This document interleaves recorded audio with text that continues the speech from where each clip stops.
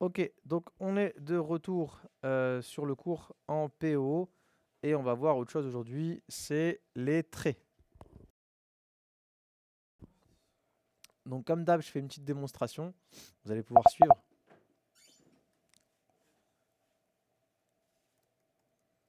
Et on va essayer de comprendre ce que c'est que les traits.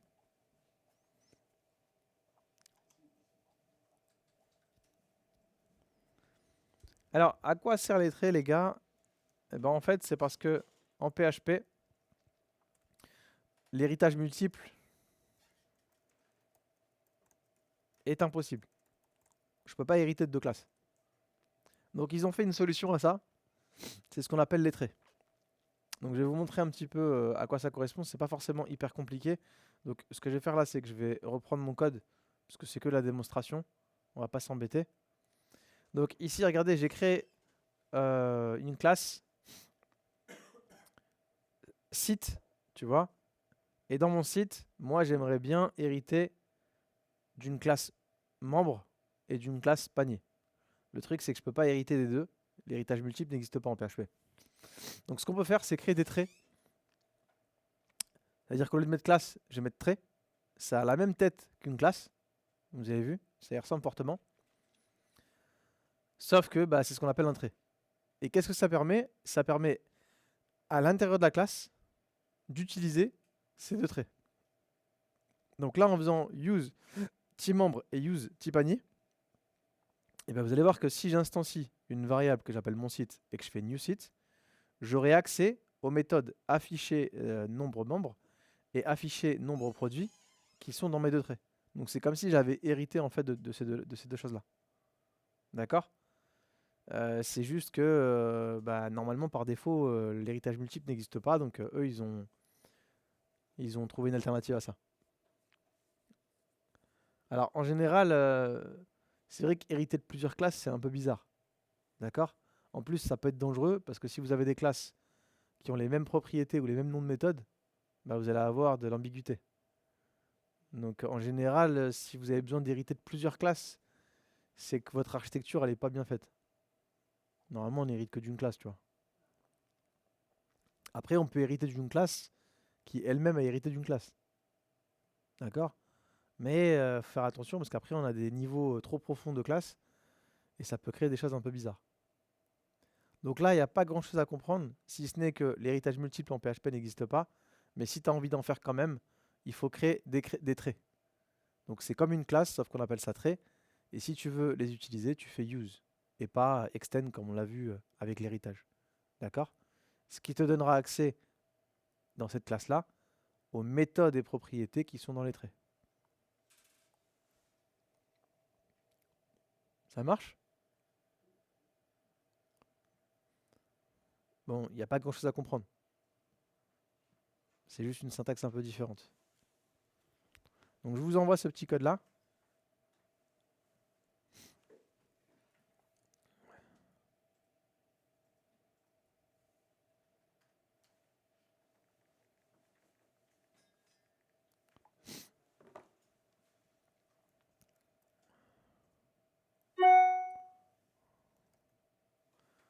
Je sais pas si X9H va encore fonctionner. Essayez pour voir. Allez sur X9H. Ça fonctionne encore? Magnifique.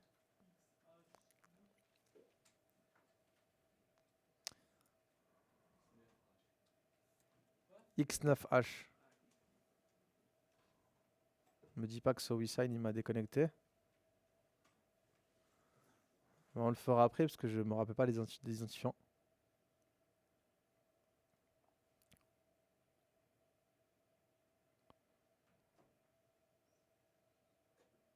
Ah, c'est bon. Profitez-en pour faire SoWeSign en même temps, les gars. Comme ça, on n'oublie pas.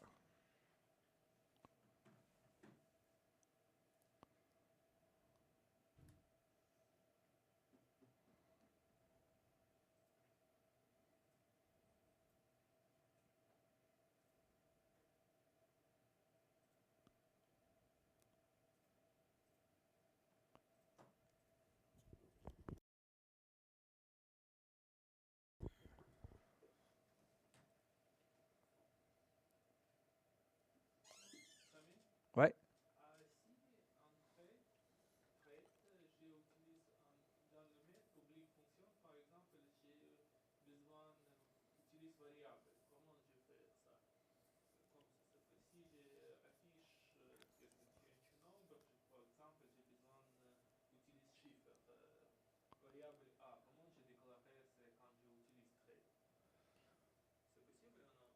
Ici dans site.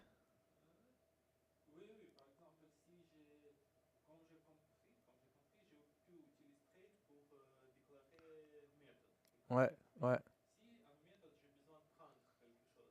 Bah c'est ce que je fais ici, regarde. Je le fais là. Ouais.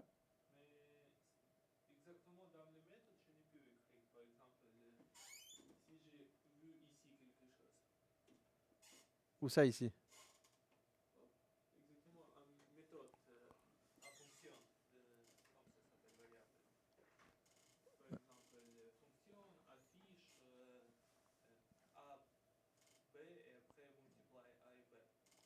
Ouais, je fais un argument comme ça, direct.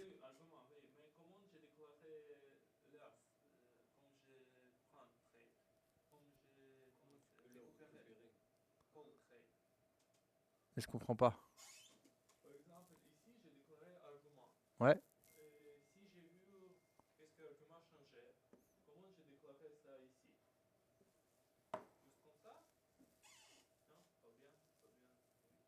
Si tu veux modifier cette méthode-là, comme ça, si tu veux la modifier,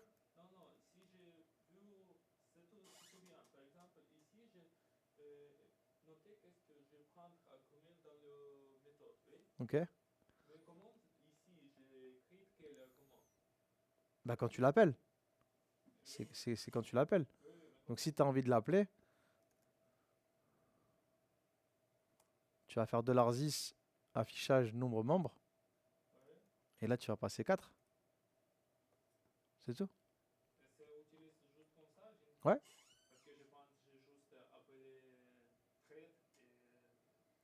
Parce que là, t'as utilisé les traits. Ça veut dire que maintenant, dans le site, tu as accès à ça. Donc, si tu as envie d'appeler la méthode, tu l'appelles en faisant $is, parce qu'elle fait partie de ta classe. Et là, tu as un argument, tu l'appelles en lui passant un argument. Euh, ouais, ouais.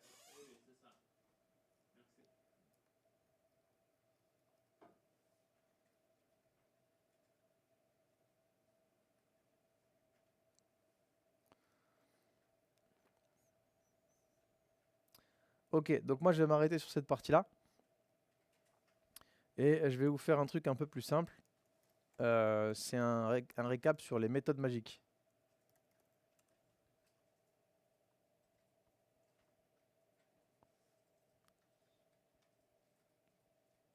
Alors, comme là, c'est très théorique, c'est pareil, je vais pas écrire tout ça à la main. Je préfère vous faire une démonstration.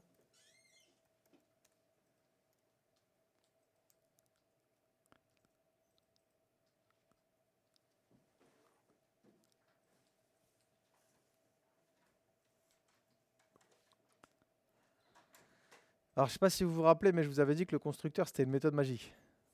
Donc, une méthode magique, c'est une méthode en fait de classe qui est prédéfinie. Mais il n'y a pas que le constructeur. Il y en a d'autres. D'accord.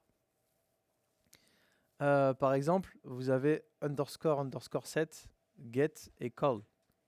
Alors, ces méthodes-là, tu peux les mettre en place. En fait, tu peux les définir. Tu peux définir en tout cas ce qu'il y a à l'intérieur dans différents scénarios. Euh, Tu vois, le constructeur, il est déclenché automatiquement. C'est pour ça qu'on dit que c'est une méthode magique. Il va être déclenché quand? Quand tu vas créer un objet à partir de l'instance de société. Bah, ces méthodes-là, elles vont être appelées aussi en automatique dans certains cas. Underscore underscore set, il va être déclenché si l'on souhaite affecter à une valeur sur une propriété qui n'existe pas. C'est-à-dire que si par exemple tu viens ici là, est-ce qu'il y a une propriété qui n'existe pas? Par exemple, pays, tu vois, $pays, je ne l'ai pas ici. Bah, tu vois ici quand j'ai fait $société pays égale France, pays ça n'existe pas. C'est une propriété qui n'existe pas. Du coup, ça va être appelé en automatique et ça va te faire un écho. Donc on fait ça dans les cas où tu veux pas avoir une erreur, mais tu veux plutôt déclencher quelque chose. Genre tu préfères afficher un message ou lancer ta propre exception plutôt que de faire planter le code. Donc cette méthode-là, elle va être appelée si jamais tu veux modifier une propriété qui n'existe pas. Elle va être appelée automatiquement et elle va faire un écho. Ouais. Elle est déjà là, mais il faut l'utiliser quand même, il faut la définir. Si ce code-là, je l'enlève, il y aura rien qui sera appelé. Get, c'est la même chose, mais si on veut récupérer la valeur d'une propriété qui n'existe pas. Donc là, par exemple, si j'avais fait un écho de la société pays, bah, elle n'existe pas. Pays, ça n'existe pas. Donc du coup, l'écho se serait déclenché.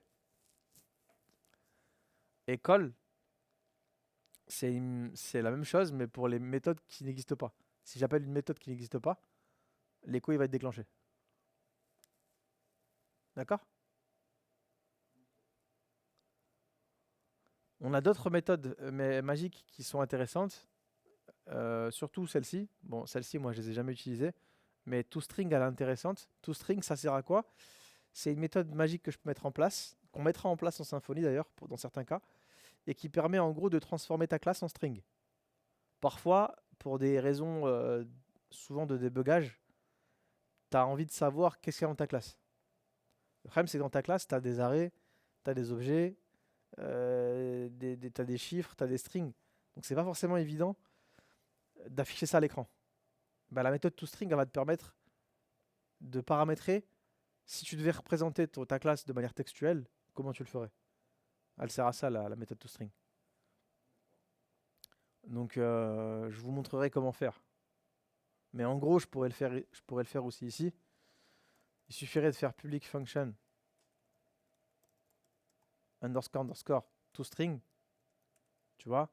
Et là, tu pourrais faire un écho et dire, bah, si jamais je veux faire référence à ma classe, imaginez que je voulais faire un écho de ma classe société à l'écran. Bah, moi, j'aimerais bien que ça m'affiche par exemple ça, tu vois. Donc, je pourrais faire quoi? Je pourrais faire un écho ici qui dirait adresse de point et là faire $10 adresse cp de point et là faire $10 cp et le reste c'était quoi? C'était ville. Donc ville de point $10 ville. Tu vois? Donc par contre je crois qu'il veut un return il me semble. Ouais, il faut un return. Donc tu vois, je suis en train de dire quoi ici? Je suis en train de dire si jamais je fais référence à ma classe sur mon écran par exemple, parce que déjà tu peux pas faire un écho d'une classe. Ça va bugger. Il n'y a que le Vardom qui va fonctionner. Donc si j'avais envie de manipuler cette classe-là et d'afficher une valeur textuelle pour la représenter, c'est ici que je vais le faire. Ok? Ouais. Ce sera utile dans certains cas. Quand on sera en Symfony, on le fera un petit peu. Pour l'instant, retenez juste qu'il y a des méthodes magiques qui s'appellent automatiquement. Hein?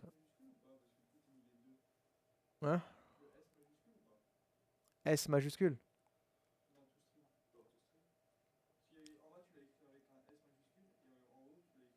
Non, je pense pas qu'il y ait de méthode. Parce que là, j'ai utilisé la complétion. Donc il n'y a pas de S majuscule, je crois. Mais on peut vérifier.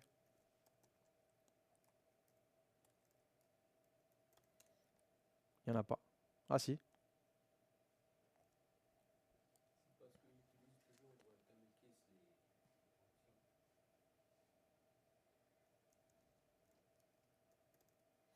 Donc c'est à cause de l'éditeur de texte qui m'a induit en erreur. Bon, de toute façon, si j'avais lancé le code, ça m'aurait fait une erreur. Donc faites gaffe, des fois l'éditeur il fait de la merde. Bon, de toute façon, normalement, il n'y a jamais. Ça, normalement, vous l'aurez jamais. C'est toujours en camel case. C'est toujours le deuxième mot qui commence en majuscule. Ok?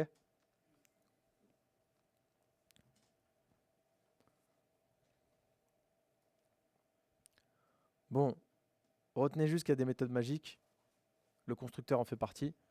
Et il s'appelle automatiquement. D'accord?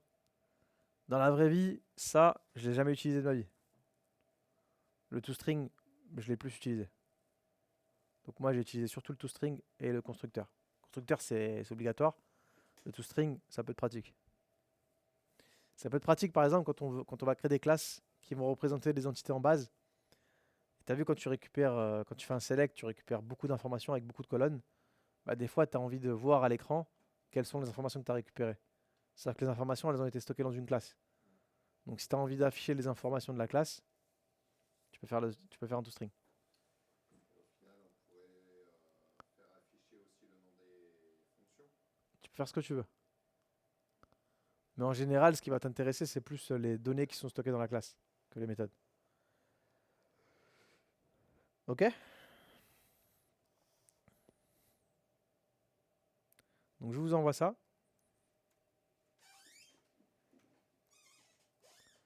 Là, je me permets d'aller vite parce qu'en fait, il n'y a pas grand-chose à comprendre.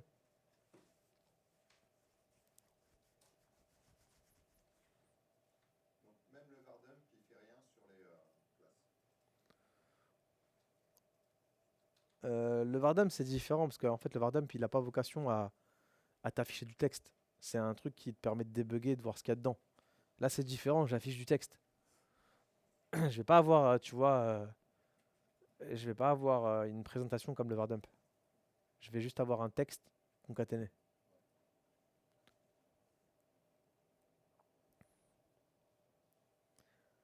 Alors, autre chose qui va être important pour la suite des événements, ça va être le ou les namespaces. Et je vais arrêter la vidéo ici pour avoir quelque chose d'assez structuré. On se voit à la prochaine vidéo.